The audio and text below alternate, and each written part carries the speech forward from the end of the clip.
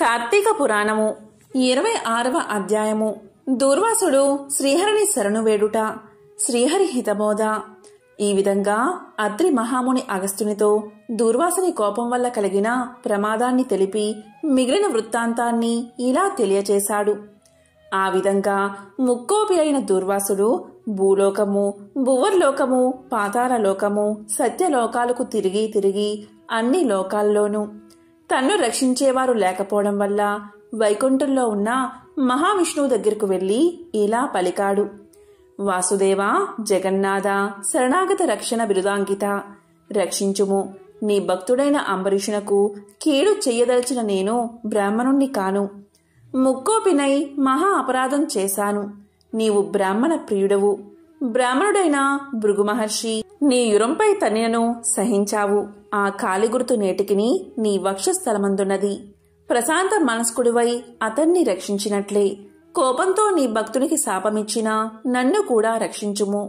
శ్రీహరి, నీ చక్రాయుధం నన్ను చంపవస్తున్నది అని దూర్వాసుడు శ్రీమన్నారాయణ్ణి పరిపరి విధాలా ప్రార్థించాడు. ఆ విధంగా దూర్వాసుడు అహంకారాన్ని వదిలి తనను ప్రార్థించడం చూసి శ్రీహరి చిరునవ్వు నవ్వి, దూర్వాసా, నీ మాటలు యథార్థాలు. నీ వంటి తపోధనులు నాకు అత్యంత ప్రియులు. నీవు బ్రాహ్మణ రూపమున పుట్టిన రుద్రుడవు. నిన్ను చూసిన వారు 3 లోకాలయందు భయపడకుండా ఉంటారా? నేను త్రికరణులచే బ్రాహ్మణులకు మాత్రం ఎట్టి హింస కలిగించను. ప్రతి యుగమందున గో, దేవ, బ్రాహ్మణ, సాధు జనులకు సంభవించే ఆపదలను పోగొట్టడానికి ఆయా పరిస్థితులకు తగిన రూపాలు ధరించి దుష్ట శిక్షణ, శిష్ట రక్షణ చేస్తాను. నీవు అకారణంగా అంబరీషుణ్ణి శపించావు. నేను శత్రువుకైనను మనోవాకాయాలందు కూడా కీడు తలపెట్టను. ఈ ప్రపంచమందు కల ప్రాణి సమూహము నా రూపంగానే చూస్తాను. అంబరీషుడు ధర్మయుక్తంగా ప్రజాపాలన చేస్తూ ఉన్నాడు. కాని అటువంటి నా భక్తుణ్ణి నీవు అనేక విధాలా దూషించావు. నీ ఎడమ పాదంతో తన్నావు. అతని ఇంటికి నీవు అతిథివై వచ్చి కూడా నేను వేలకు రాని ఎడలా 12 గడియలు దాటకుండా బుధించమని అంబరీషుడుకు చెప్పలేకపోయావు. అతడు వ్రతభంగానికి భయపడి నీ రాకకై చూసి చూసి జలపానం మాత్రమే చేశాడు. అంతకంటే అతడు అపరాధం ఏమి చేశాడు?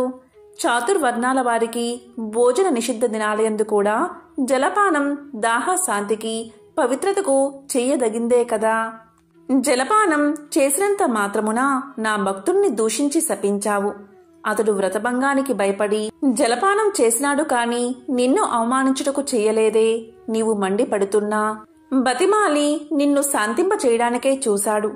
ఎంత బ్రతిమాలినా నీవు శాంతించనందున నన్ను శరణు వేడుకున్నాడు. నేనప్పుడు రాజు హృదయంలో ప్రవేశించాను. నీ శాపఫలము 10 జన్మల్లో అనుభవిస్తాను అని పలికిన వాడిని నేనే. అతడు నీ వల్ల భయంచే నన్ను శరణు వేడాడు. కాని తన దేహం తాను తెలుసుకునే స్థితిలో లేడు. నీ శాపాన్ని అతడు వినలేదు. అంబరీషుడు నా భక్త కోటిలో శ్రేష్ఠుడు, నిరపరాధి, దయాశాలి, ధర్మ తత్పరుడు. అటువంటి వాడిని అకారణంగా దూషించావు. అతన్ని నిష్కారణంగా శపించావు. విచారించకు. ఆ శాపాన్ని లోకోపకారానికై నేనే అనుభవిస్తాను. అది ఎలా అంటే, నీ శాపంలోనిది మొదటిది మత్స్య జన్మ. నేనీ కల్పమున మనువును రక్షించే నిమిత్తం సోమకుడు అనే రాక్షసుణ్ణి చంపే నిమిత్తం మత్స్య రూపం ఎత్తుతాను. మరికొంతకాలానికి దేవదానవులు క్షీరసాగరాన్ని మదించుటకు మందర పర్వతాన్ని కవ్వంగా చేస్తారు. ఆ పర్వతం నీటిలో మునగకుండా కూర్మ రూపమున నా వీపున మోస్తాను. వరహ జన్మ ఎత్తి హిరణ్యాక్షుణ్ణి వధిస్తాను. నరసింహ జన్మ ఎత్తి హిరణ్యకశిపుణ్ణి చంపి ప్రహ్లాదుణ్ణి రక్షిస్తాను.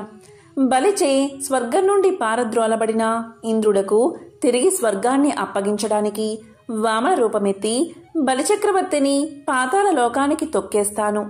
భూభారాన్ని తగ్గించడానికై క్షత్రియులను చంప బ్రాహ్మణునై జన్మించి భూభారాన్ని తగ్గిస్తాను.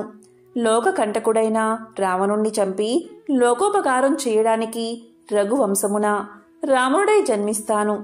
తరువాత యదువంశమున కృష్ణుడిగా, కలియుగమున బుద్ధుడిగా, కలియుగాంతమున విష్ణు చిత్తుడను విప్రుడి ఇంట కల్కి అనే పేరుతో జన్మించి గుర్రాన్ని ఎక్కి తిరుగుతూ బ్రహ్మద్వేషులందరినీ మట్టు పెడతాను. నీవు అంబరీషుడికి శాపరూపమును ఇచ్చిన 10 జన్మలు ఈ విధంగా పూర్తి చేస్తాను.